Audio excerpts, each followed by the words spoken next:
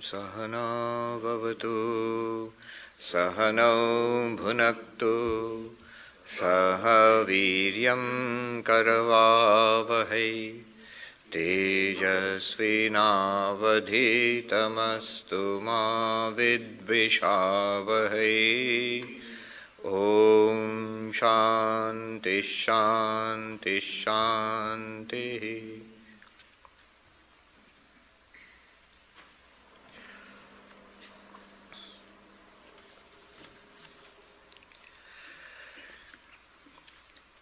So we are studying the text Drik Drrishya Viveka, and we were on the verses 20 and then 21. So let's chant 20 first. Asti bhati priyam rupam namam chetyang shapanchakam Adyatrayam Brahma Rupam Jagadrupam Tatodvayam. What does that mean? It means that everything in this universe has 5 characteristics: existence, appearance, it shines forth, and joy or bliss, and name and form. Asti means exists, it exists. Bhati, it shines, it reveals itself. Priyam, we like it, it gives us joy. And a name and a form. The verse tells us that the first 3, existence, the shining forth, and the joy aspect, these are borrowed from Brahman. These are indicative of Brahman. And the name and the form are the word. So this is what the verse has told us. Let us remember the context. The context is this. Vedanta tells us everything is Brahman. So whatever we experience outside is Brahman. And we too are Brahman. If you look at the structure of any experience, it's subject and object. You are the experiencer and you experience something. So subject and object. And if Brahman is everything, then Brahman is both subject and object. Whatever we experience must be Brahman, if it is true that everything is Brahman. Whatever we experience is Brahman. And we, the experiencer, we also must be Brahman in some sense. So, inside and outside there must be Brahman. And yet we do not see anything as Brahman. We do not experience the universe as Brahman. We see people and things and planets and stars and atoms and birds, animals and so on. And we see inside ourselves, we see this person. Thoughts, memories, emotions, perceptions, all these things. But where is Brahman in all of this? What Vedanta tells us is, outside, the names and forms projected by Maya, they borrow existence from Brahman and appear to us as this world. And inside, the mind, it borrows consciousness from Brahman and appears to us as this individual being. The thinker, the knower, what we normally consider ourselves to be. We ourselves consider ourselves to be a thinking being, a knowing being. In Sanskrit, pramata. So outside, here is this world, names and forms, borrowing existence from Brahman. So we experience everything in this universe as existing. It is. The table is. The person is. The room is. Even the empty space between us is. We experience this universe as existing. Within ourselves, our own thoughts, feelings, emotions, we not only experience as existing, but we feel awareness, sentience, consciousness. So outside, the names and forms have borrowed sat, existence from Brahman. And within ourselves, our minds have borrowed Sat and Chit, existence and consciousness from Brahman. Now this verse tells us we can find Brahman in everything that we experience. We can find Brahman in everything that we experience. We have to discern it. How do you discern it? In every experience, it says, you definitely have the experience of existence. So everything that we experience in the world outside is existence plus name and form. Think about it. Whatever we experience, that exists. If it does not exist, we would not experience it. Now what this verse is telling us is that existence is borrowed from Brahman. That existence belongs to Brahman. That existence points to Brahman. And the rest of it, the name and form, this form of the table, and then the concept we give to it, a table, this is Maya. This is projected over existence. What changes is the name and form. It was a tree, then it was a log of wood, then it is a table. Maybe in the distant future it will be a broken table and pieces of wood. Names and forms have changed. But at every point, the tree exists. The wood exists. The table exists. And when we experience it as broken table, pieces of wood, exists. That existence, they say, if you consider it by itself, is unchanging. What changes are the names and forms. That existence is Brahman. That you find everywhere, unchanging, in every experience. When we are trying to understand this verse, we had a little difficulty. The difficulty is this. In everything that we experience, we find existence. But when it says priyam, joy, pleasure, happiness, we don't find happiness in everything that we experience. In fact, many of the things that we experience are not at all happy experiences, are unpleasant. It's more cloud than sunshine. So what it says here is, one way of understanding this verse, I mentioned two ways. One way of understanding this verse is this. The traditional way of understanding the verse is this. All names and forms are capable of borrowing existence from Brahman. Obviously, otherwise you wouldn't feel that they exist. So everything borrows existence from Brahman. That's one. But only certain names and forms can borrow consciousness from Brahman. And those names and forms we call our subtle bodies, mind, intellect. So there alone we find consciousness. And in the mind, in certain modifications, in certain thought modifications of the mind which we call happy or pleasurable experiences or thoughts, there alone the joy aspect of Brahman, the bliss aspect of Brahman is borrowed, the ananda of Brahman is borrowed. Let me restate this. We experience asti, existence, everywhere. We experience existence and bhati, appearance, shining forth, consciousness, only in our minds. And we experience asti, bhati, priyam, existence, consciousness, bliss, only in the, what is technically called the sukhakara vritti, in the modifications of the mind where happiness is found. In the sattvika modification of the mind. What they mean to say is that Brahman, existence, consciousness, bliss is everywhere. Everywhere. Inside and outside, in every entity, in every experience.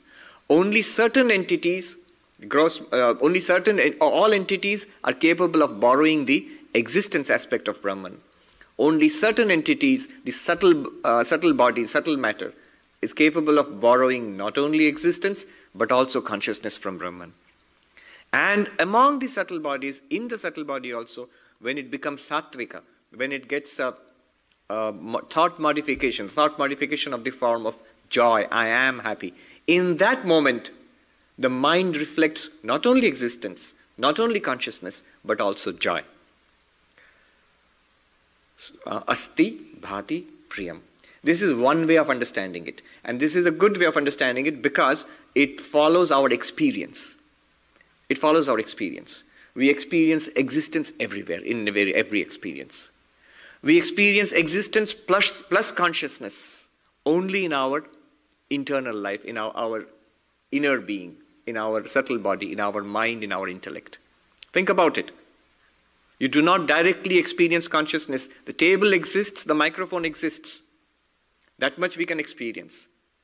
But the consciousness aspect of it is in my mind, by which I experience this table and the microphone. I do not directly experience any consciousness in the table or in the microphone.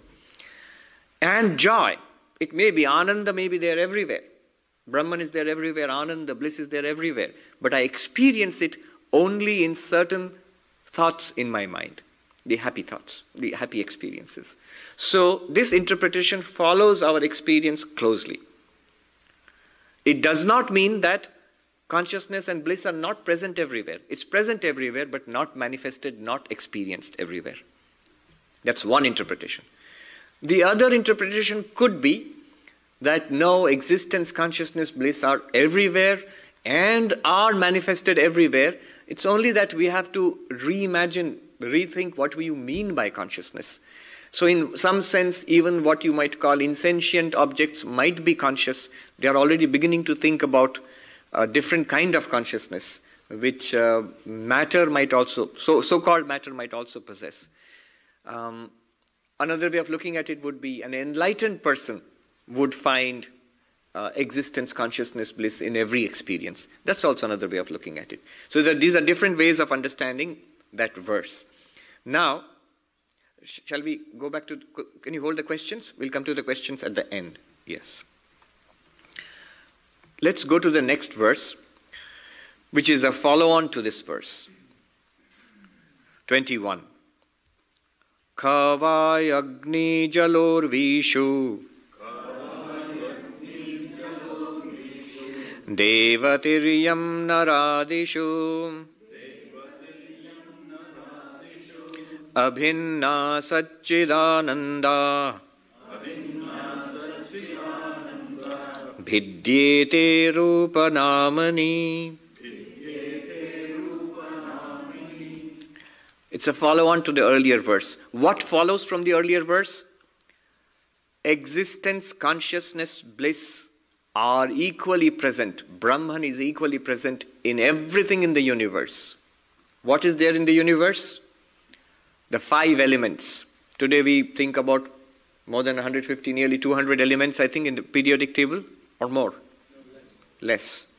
And in the ancient cultures, in India, and all the Indian philosophies, in Greece, in China, in ancient cultures, they had only 5, they thought of only 5 elements. There's a different logic to it. They thought of the universe composed of Akasha, space, Vayu, air, Agni, fire, Apa or Jala, water, and Prithvi, earth. So the 5 elements, and there's a logic behind it, why they thought about it that way. And so everything in the universe is made up of these 5 elements. Now, what Vedanta says is, existence, consciousness, bliss are present equally in all the 5 elements. Not only in the 5 elements, in anything manufactured from those 5 elements. For example, he says, gods, human beings, animals, deva, tiryag, naradishu. They are supposed to be higher beings in higher heavens. In the Hindu mythology, you speak about 6 higher heavens, where you have 7 worlds, one above the other, more subtler than the other, and you have higher beings. In mythological, you find in the Hindu Puranas and in the other scriptures, descriptions of these worlds. But basically, they are inhabited by beings like us, and they're better equipped, better bodies and better sensory apparatus and so on. Whatever, whether those beings exist or not is not the point. The point is, even if they exist, they are made of these 5 elements. Those bodies are made of these 5 elements, as are these. As are the bodies of animals. Tiryak literally means serpents or lizards. So, superior bodies, bodies like ours, inferior bodies, they are all made of these 5 elements. And indeed, the external universe, that's also made of 5 elements. Whatever we experience are made of these 5 elements.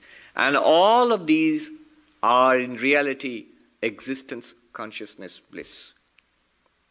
Then why so much diversity? The diversity says because of name and form. The differences between all of us, each of us here, between us and the gods, between us and the animals and plants and down to the bacteria. I didn't know this. I was listening to a science lecture. It seems we think of ourselves as made up of body parts and then molecules, the tissues and the organs, and going down to the cells. But we have huge colonies of bacteria living on our skins and inside us also. And I was reading an estimate, it seems less than 5% of the cells in this body are our cells. 95% are bacteria. You wouldn't know that. You would think that we have a little bit of bacteria and most of it is us. Well, it's not us in that sense. Most of it is not us also. But they are basically, most of them are good bacteria. So they do a lot of services for us. So they are sort of in alliance with us. Partners, yes. All of that. Such difference, such tremendous variety. It says all these varieties are name and form. At the basis, it is just existence, awareness, bliss, Brahman. And that is appearing in all these ways through different names and forms. And as we have read, all these are projected by Maya. Now, starts a new section. This is the understanding that we have got. Inside us, we are the witness consciousness, shining upon the mind and the body. We are the drashta, the drik, the witness, the sakshi, within the body and the mind system. In the external universe, Brahman exists as existence. Everywhere you see things, names and forms, but common factor is existence. Now,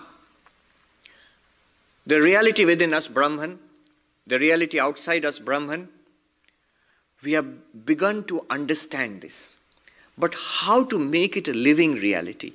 How to fix our understanding? How to break out of the habitual way of living and thinking that we are minds and bodies. And this is an insentient universe which we are dealing with. How to break out of that? How to break out of the habitual pattern of dualistic thinking that we are all separate individual beings. So for that, what we have understood has to become a living reality. Has to become as real as what we used to think earlier. Now as our understanding has been changed by what we have studied so far, now this has to be driven, this understanding has to be driven deep into us. We have to assimilate it. Swami Vivekananda used to say that, tell yourself, I am that reality is. I am that, till it tingles with every drop of your blood. This is assimilating the truth. It becomes the reality. We have to dehypnotize ourselves. We understand things in one way. We behave and think in another way. What we understand, we have to bring our behavior, our thinking in line with our understanding. For that, meditation is necessary. In Vedanta, it is called Nididhyasana. Vedantic meditation is called Nididhyasana. It is different from yogic meditation. This difference has to be understood carefully as we go into this. There are vast numbers of meditation techniques. One group of meditation techniques is what we will call yogic meditation, concentration, where there is an object on which you concentrate, externally or internally. That's yogic meditation. There's also another class of meditation techniques which come from the Buddhist mindfulness techniques, where you don't concentrate on an object, rather you try to maintain mindfulness, awareness, watching phenomena as they arise and subside. That's another class of meditation techniques. Now, what I want us all to appreciate carefully is that what we are going into right now is very different from both of these. It's not concentrating on an object, nor is it being generally aware of objects as they arise and fall. We shall see what it is, how it is different. Now, let us go into the meditation techniques. 22, verse number 22. Upeksha nama rupe dve Satchidananda tatparaham Samadhim sarvada kuryad Hridaye vathava bahihi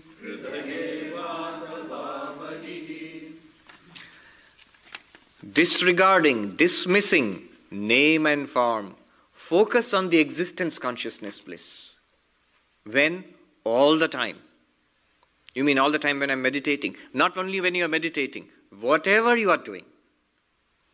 All the time. Here is another big difference between Vedantic meditation, non-dual meditation, and the other forms of meditation. Non-dual meditation can be carried and should be carried on any time, at any kind of experience, whether you're sitting with eyes closed and meditating, or your eyes are open and you're working or doing something, you can do this.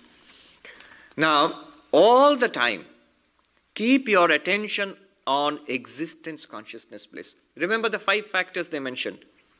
Existence, consciousness, bliss, name and form. The differences are in name and form. The world is in name and form. Maya is name and form. Disregarding the name and form, focus on the existence, consciousness, bliss. How are we to do that? They will teach us. Now remember, where are we to find Brahman? We find Brahman externally and internally. In the world outside with our eyes open, as Sri Ramakrishna used to say, if I close my eyes and there is God, if I open my eyes, there is no God. What kind of God is this? So if I open my eyes also, I should be able to find God. If I close my eyes and go within, I should be able to find God. So Brahman with eyes open, Brahman with eyes closed. 2 places we have to find in 2 ways. In the world outside and in our internal private worlds. So how do we do that? So there are these 2 sets of meditation techniques. They will teach us external and internal meditation techniques. Samadhim sarvada kuryad hridaye athava vahi. Hridaye means within us, in our own minds, and vahi in the external world. 2 sets of meditation techniques. Remember the purpose. The purpose is to discover and focus on Brahman in the world outside, and discover and focus on the witness inside, which is also Brahman, in our inner world. 2 sets of meditation techniques. Why 2? Because this is the very nature of our experience. The structure of our experience is subject and object. All our experience is of ourselves and the world. So in the world you find Brahman, within yourself you find Brahman. So you need 2 kinds of approaches and 2 sets of meditation techniques. So there will be 6 meditation techniques in all. They will explain 3 internal and 3 external. Let's go straight into it. Number of people have been asking me, when are you going to teach the 6 meditation techniques? Now that scares me a little, because the meditation techniques in themselves are not important. The real important work has already been done. If we have begun to understand at least what they are talking about, then the meditation techniques will be useful. If you have begun to understand what they are talking about in the earlier 20 verses, then the meditation techniques will be useful. Otherwise, there will be a nice exercise, that's all. A nice sort of calm your mind and give you a nice feeling, but it will not reveal Brahman. 23. Let's go into the meditation techniques. Savikalpo nirvikalpa Samadhir dvividho hridi Drishya shabdanuvedhena Savikalpa punardvidha.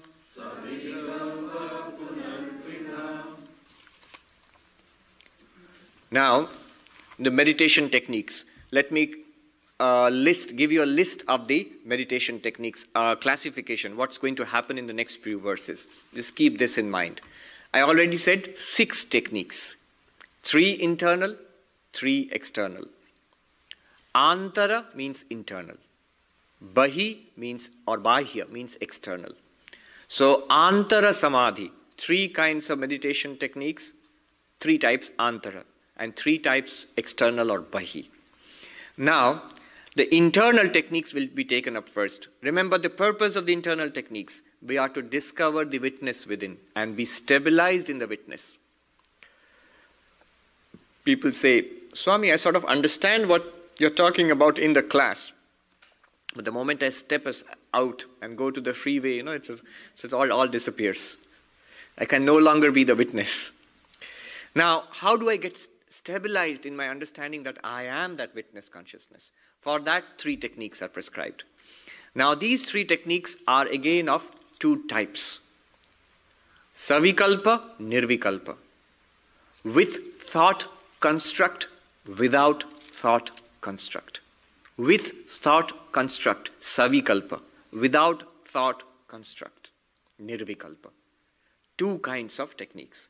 And these with thought constructs, the Savikalpa again of 2 types. With the help of an object, Drisyanuviddha, and with the help of a text, Shabdanuviddha. So, Drisyanuviddha, Shabdanuviddha, with the help of an object, with the help of a text. Now, what is the classification like? Internal, external. Internal antara, external vahi or bahya. Internal, 3 types. Internal, 2 types, Savikalpa, Nirvikalpa. With thought construct, without thought construct. Now the Savikalpa with thought construct again of 2 types. With the help of an object, Drishyanuviddha, with the help of a text, Shabdanuviddha. So what is the final list of samadhis? Let us look at the internal. Antara, Drishyanuviddha, Savikalpa, Samadhi. Internal, with the help of an object, thought construct, Samadhi. Literally. Antara, Shabdanuviddha, Savikalpaka, Samadhi. Internal, with the help of the text, thought construct, Samadhi. Antara, Nirvikalpa Samadhi. Internal, without any thought construct, Samadhi. And the same thing, external, which we'll come to later on. So, 3 here and 3 there. That's what's going to happen.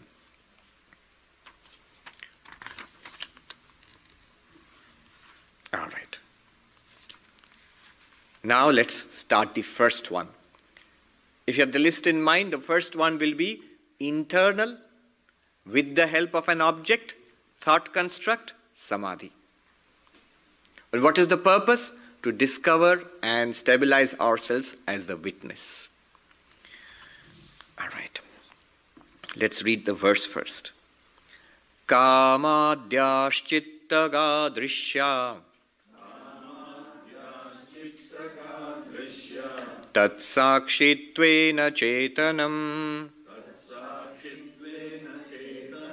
dhyaye drisyanuviddhoyam samadhi savikalpaka.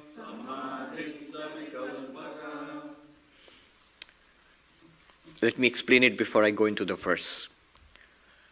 It will be useful to contrast it with other kinds of meditation techniques which we might be practicing, or at least with which we might be familiar.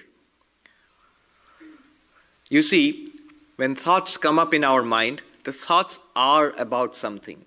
In philosophical language, the thoughts are intentional. They are about something. So when I think about a book, so I have a thought about a book. There's a thought, and the object of that thought, the content of that thought is this book.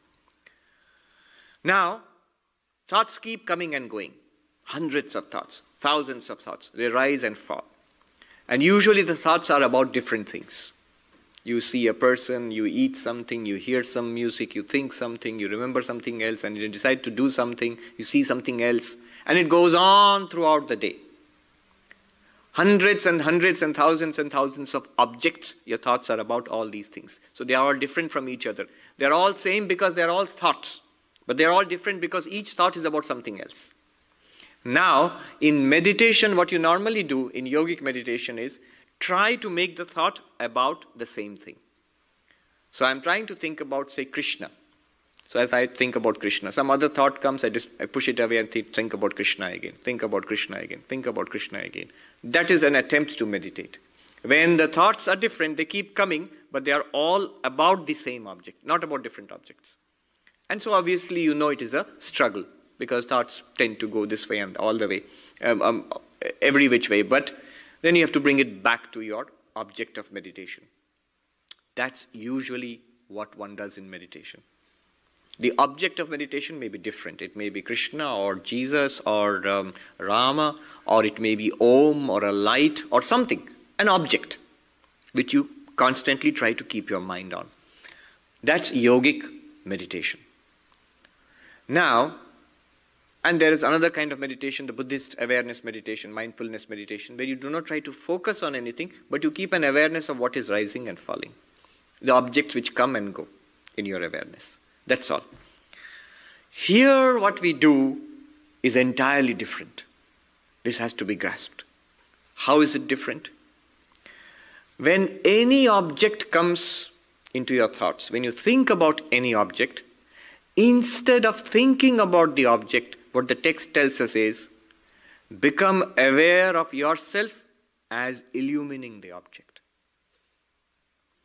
The object comes. Look at this, it's a book. You'll say, well, if I ask you what is this, you'll say it's a book. I'll say no, what you are seeing is the light reflected of the book. If I ask you what is this, it's a microphone. No, what you are seeing is the light reflected of the microphone. It's the same light which illumines this book now, which illumines this microphone now. What they're telling us to do is, when I say this is a book, take it in 3 stages. 1, it's a book. Second, I am aware of the book. So it's just not a book. You are having an experience of a book. You are aware of the book. That is what the experience is. You are aware of the book. The book comes and goes, other objects come and go, your awareness stays the same. That awareness, which is enabling you to experience the book, the microphone, the Swami, and anything else, all the forms, all the sounds, all the smells and tastes, all the thoughts in your mind, all of them come and go, they arise and subside in your awareness. Now, what they're asking us to do is, use these objects, use these thoughts which come and go. Don't focus on the thought, focus on the awareness shining on that thought.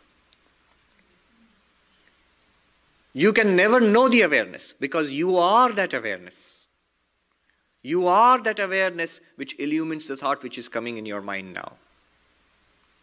Just before this, when you were driving here or riding the metro or bus here, your experience was entirely different.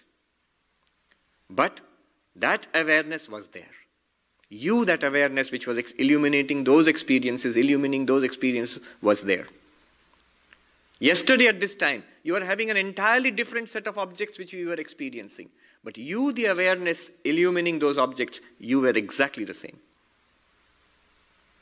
10 years ago, you've forgotten what was there. But one thing you can say for sure. You, that awareness was there. Before the birth of this body also, that awareness was there. Not the thoughts, not the body, not the brain. The awareness was there. Whatever was there was being illumined by that awareness. It is that one awareness in you, in me, in her, in everybody. It is illumining the different thoughts coming in your mind, in my mind, in her mind, and in his mind, everywhere. It's one awareness shining forth through us. Millions of years ago, before life came on this earth, billions of years ago, that awareness was. They will claim that this awareness was even before the Big Bang came. It does not depend. They are all objects to that awareness. That awareness is what you are or I am in reality. That is Brahman.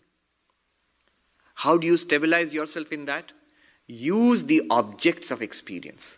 Whenever you experience something, whenever a thought comes to your mind, any thought, when it comes to your mind, instead of being stuck on that thought, instead of trying to control that thought or get another thought in that place or trying to think that thought again, don't give importance to that thought. Become aware of yourself shining upon that thought. Become aware of yourself, of the thought shining in your consciousness. He says here, Kamadhyashchittaga drishya. In your mind, various kinds of thoughts, feelings, perceptions, memories arise. All the time. In our minds they arise. Take them up as they arise. Let them arise. He says any bad thought, kama, desire, anger, good thought, devotion, affection, kindness. Let them arise. Whatever is arising, become aware of them arising in that consciousness, in that awareness. The thing is, you don't have to create anything here. You don't have to imagine anything here. It's right there. In fact, if you imagine, you're making a mistake.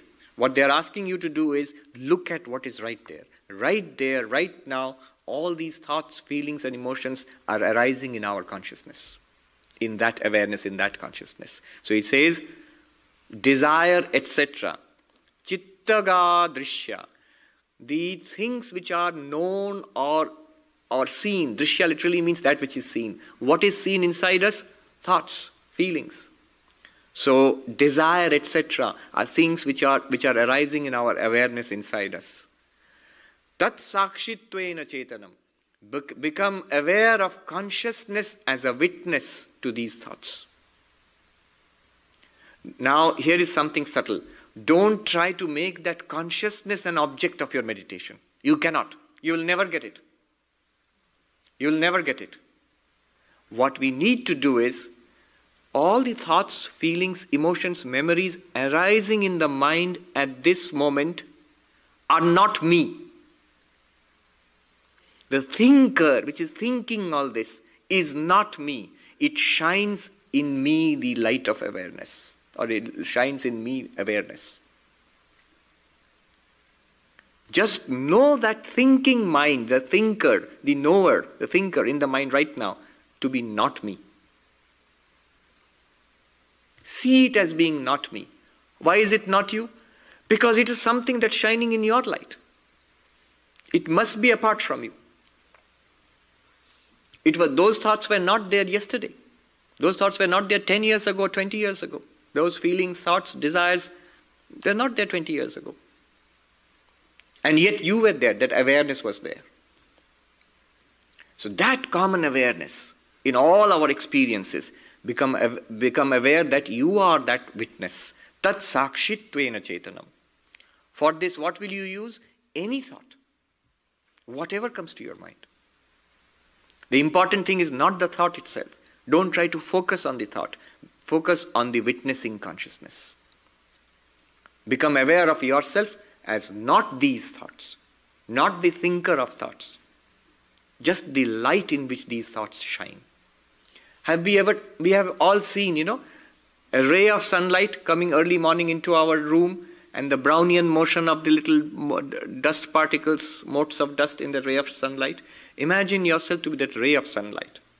I'm giving an example. You are something much more beautiful than that. Imagine that the ray of sunlight is that consciousness. And all thoughts, feelings, they just pass through that consciousness, come into the light of that consciousness and subside. You are not the thinker. Free yourself from this incessant thinking, unstoppable thinking. You are not that at all. The thinker comes into being the moment we awake in the morning. It was not there earlier. In the dream, it comes into being and disappears again. In deep sleep, there is no thinker, and yet the awareness was there. Aware of the blankness of deep sleep. Aware of the dream worlds created by the mind. Aware of the physical world presented by the mind and the senses now. You are that awareness. Unchanging, immortal awareness.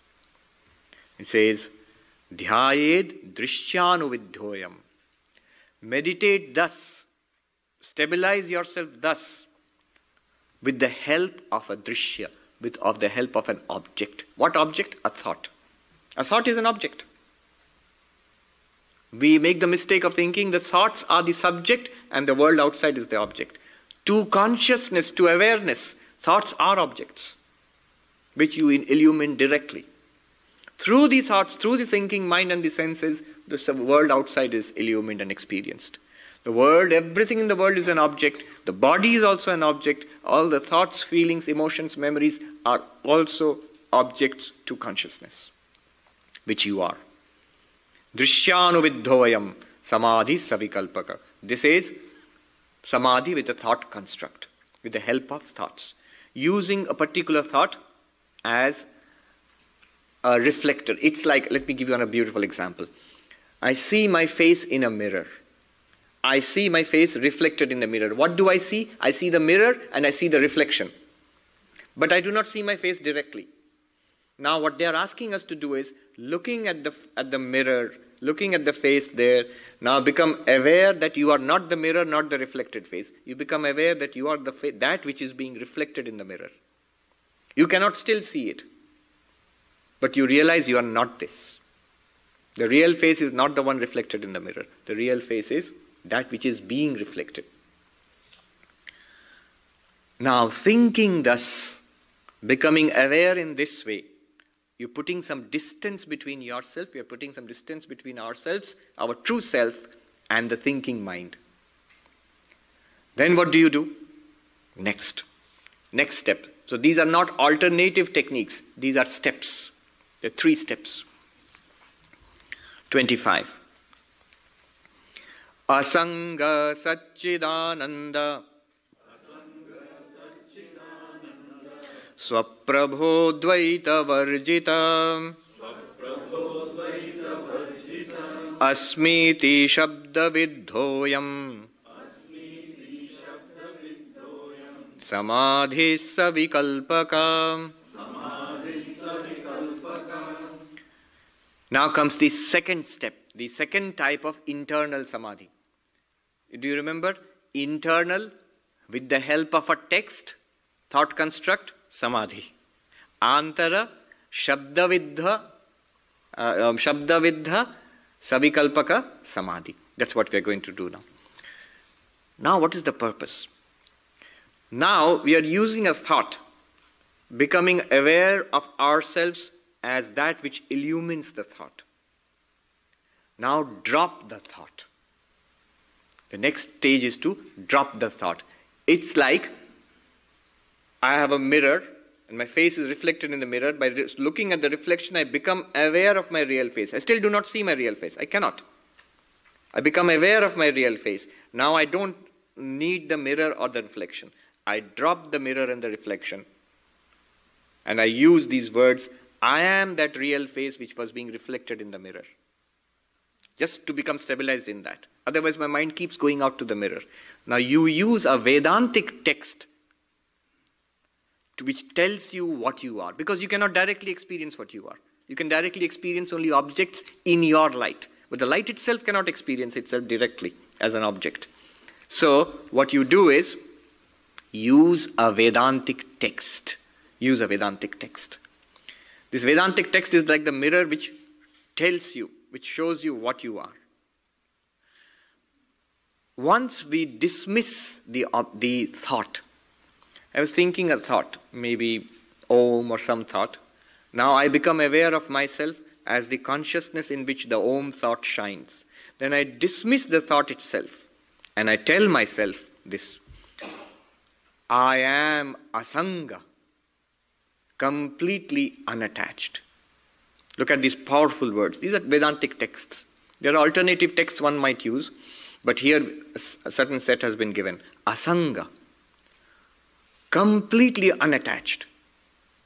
Imagine all the things that you have experienced in the world till this point, till today. They've all come and gone in your experience. The objects of experience, the things that we have eaten, the sounds, that music that we have heard, the people we have met, relationships, possessions, houses, they have all come and gone. Not one of them have we been able to hold on to. The things which appear in our consciousness also disappear.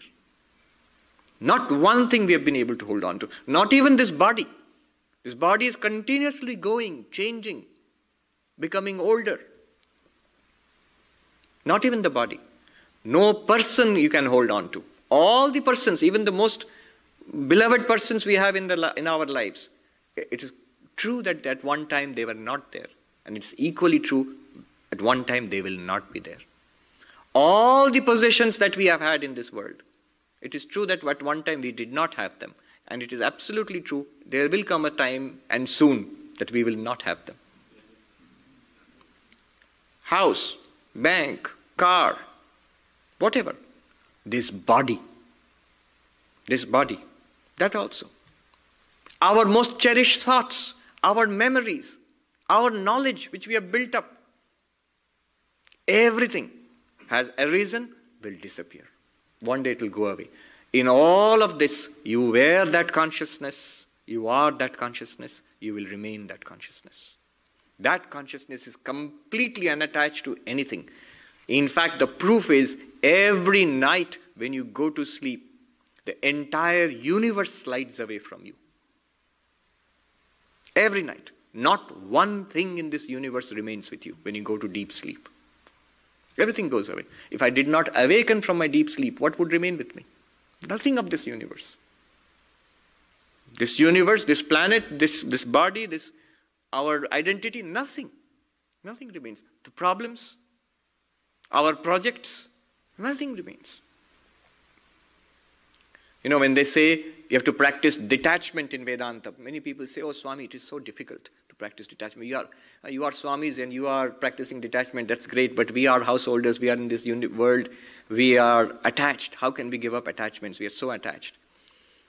And Vedanta says to us, to such people, that you do not know how unattached you already are. You don't have to practice unattachment. You don't have to practice detachment.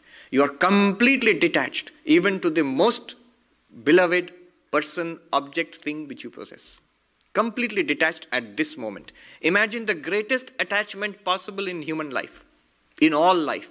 The love, the attachment of a young mother for her baby. The love or the attachment of a young mother for her baby. The thing which is always on her mind and in her heart is the child. Consciously, unconsciously, attention is there. And that young mother, when she goes to sleep at night, people smile when I say this, Swami, because you're a Swami, you don't know, young mothers don't get much sleep at night. Okay, but when they do get sleep at night, when they go to sleep at night, she forgets the world, she forgets the most beloved thing, most important thing in the whole universe for her, her own little child sleeping in the cot next. Completely forgets. No attachment. And she goes into this state of consciousness, not in terror. Oh, what's happening? I'm losing my beloved little child. No, in great joy and relief. She goes into that state. We never think about it that way. You're completely detached from the object of the greatest attachment also. Right now, without any Vedanta. You are that completely detached consciousness. Asango aham. Use this text. That consciousness in which the thought was arising, dismiss the thought, that consciousness is unattached. Satchidananda. You are existence, consciousness, bliss. Swaprabha. Everything depends upon you for its illumination, for being experienced. You depend on nothing for illumination. You are the light of the universe.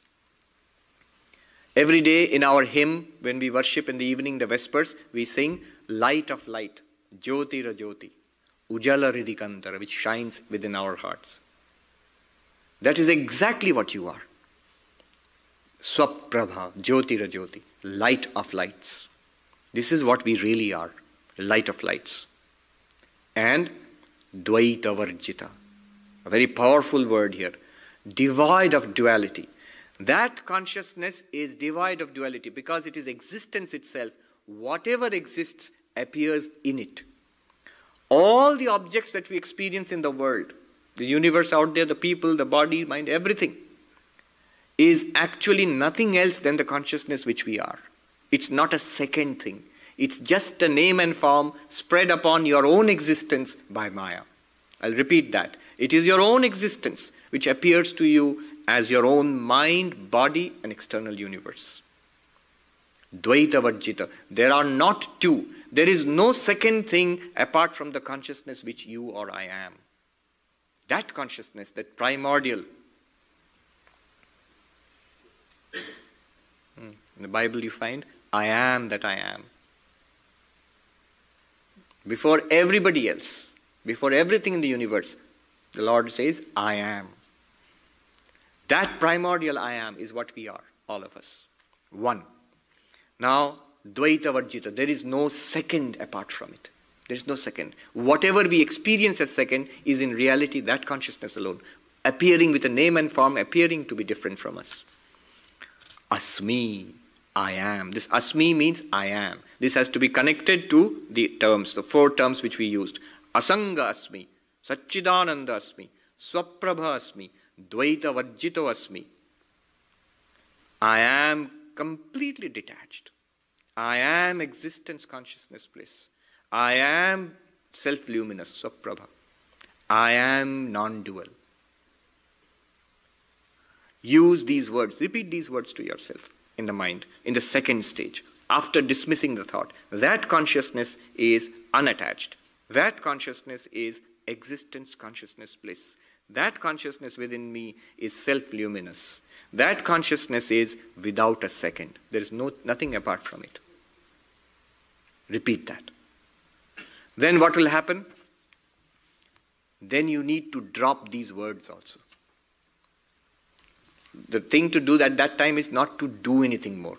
The next stage is the nirvikalpaka, without a thought construct. The third internal samadhi, the final samadhi, where you drop the word. The word is also thinking. This word, when we repeat to ourselves, it's also thinking. Stop repeating the words. Just relax into it. That internal nirvikalpaka samadhi cannot be attained with effort. Effort goes only up to this. When you are stabilized in that, you don't have to make an effort. It's like looking at a mirror, seeing the reflection, becoming aware of yourself as what is being reflected. Stage one. Drop the mirror. Tell yourself, I am that which was reflected. Then stop telling yourself, remain as you are. Exactly in the same way, use a thought. I am the consciousness in which thoughts appear and disappear. Drop the thought. Tell yourself that consciousness is Asanga, Satchidananda, Swaprabha, Dvaita Varjita. Then stop telling yourself. Drop that telling. That is you're still using the mind. Stop using the mind. Then you come to the third and final stage. You just relax into this stage. This is Nirvikalpaka Samadhi. 26. We'll just read it and take it up next time again. Swanubhuti rasaveshat Drishya shabda upekshatu Nirvikalpa samadhisyat Nivatastita deepavat Swanubhuti rasaveshat. There will be a kind of intoxication. You see, one of the first things that happens when you try to practice it also, an enormous burden will be lifted from your shoulders. The burden which we have been carrying around in our lives, this little body, little mind, its insecurities, its anxieties, its little history, its little projects, its guilt, its anger, its frustration, all of that drops off. So you get a tremendous sense of freedom, a tremendous sense of eternity, a tremendous sense of being grounded in something absolute. Swanubhuti rasaveshad. Rasa means a joy, a kind of intoxication, a joy will come from within. It's not a feeling. The joy is not a feeling. It's something infinitely more real than feeling. It's there. When you sense it, you will feel that it is there. It's nothing within the mind. It seeps into the mind. But it's something that comes from beyond the mind. Swanubhuti rasaveshat. Then what will happen? Shabda drishya upekshatu. Thoughts are dropped and the text which we were using, I am detached, I am existence, consciousness, bliss, drop that. What do? Don't do anything. Just relax into it.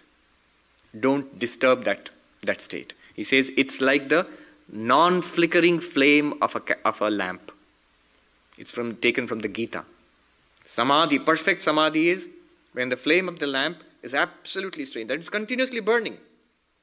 It's absolutely absorbed. This is the deepest possible absorption. The mind is still there, but is completely absorbed. It is what is called nirvishaya, objectless. Mind is fully aware. You haven't gone to sleep. The mind is fully aware, but objectless. And you remain as you were, what you have always been, that primordial I am that I am. This is called internal, without thought construct samadhi. Practice this again and again, you will see a new kind of self-identity will develop. It will be clear that I am not this body, I am not this mind. I am that which shines in the Nirvikalpaka Samadhi, very clearly. It's always there. It's only in Nirvikalpaka Samadhi, in this one, we get, doubts are removed. Then there's no doubt about it anymore. It doesn't seem theoretical anymore. All right, we'll take the question now. We've got time for a couple of questions. Not sure that my question is valid anymore. Yes, in Nirvikalpaka Samadhi, no more questions will be there. That's why I told him to wait until we go to Nirvikalpaka Samadhi. I was going to ask, thank you, Swami, I was going to ask, how do I experience the difference between the experience of existence and the experience of name and form? Yes. How do I experience the differentiation? Yes. Now, I'll tell you briefly now. The difference is there, and it is understood through our own experience, our daily experience. When I say this table and that bench, name is different, form is different. But you know this is also wood, that is also wood. What is invariable and unchanging between the two? It is the wood. Even better example would be the same piece of gold is made into a ring, melted and made into a necklace, melted and made into a bangle. It's the same thing. The name and form keep changing. In the same way, in all our experiences, make two divisions. They are composite experiences. When I say table, I am experiencing a table, it's composite of two things. Table is. Bench is. Man is. Woman is. Planet, earth is. Anything that you experience, see that it's not a theoretical thing. You are experiencing it as is, exists. All right, so far? Now what they are saying is, focus on the existence aspect of experience. Not on the table, bench, planet, man, woman, not on that. You will find there is a common existence running through everything. They say like a thread through many flowers. Flowers or pearls, a pearl necklace, a thread, common thread runs through everything. In the same way, existence runs through everything. If you try to think like that or feel it, one more thing will happen. You will immediately feel it's that existence which is common to everything is not out there. The table is out there. But the existence of the table is my existence. You will feel it. It cannot be explained philosophically, but you will feel it. It's my existence upon which the table subsists. So what you do, in every experience, instead of focusing on the name and form, focus on the existence. That is the being, the pure being there. You will see, what good does it do? Well, that pure being is unchanging. The name and form keep changing. All problems are in the name and form. The pure being has no problems at all. That's the problem of being enlightened. You can't complain anymore. If you complain, you are not enlightened. But if you are enlightened, you have to choose. Yes. So if you forget about name and form, does that mean you cannot incorporate the bhakti in this? Well, we'll keep it aside for that, for the time being. But forgetting about name and form does not mean that name and form will disappear. You can go on interacting with the world as you were, but you know something deeper now. You see how it solves our problems is like this. A little boy goes to a fair, and actually this works well in Calcutta. In the fair they have these little toys made of sugar of candy. Cotton candy, but little toys. They are made of horses and lions and soldiers, dolls, little dolls made of sugar. And the little boy tells his mother that, "Oh mother, I want the lion." And the shopkeeper says, "We are out of lions, but you can have any of these." And the boy says, "No, I want the lion." And the mother says, "Look, my boy, they are all the same." They're not the same. How can the lion be the same as a deer or as an elephant? Now, for the mother, it's no problem. The boy is stuck on the name and the form. This is good and that's good, this is better and that's not as good. But the mother knows the substance, and the mother knows what the boy means by a lion and that elephant and tiger. So the mother can interact at the level of the child. But mother knows something deeper, that they are all sugar. In the same way, you can continue to deal with the world as you were dealing earlier. It's not that the name and form will be erased. It's just that you would know something deeper. You are aware of the reality which appears, the sugar which appears as this world. Yeah. Question? Yes.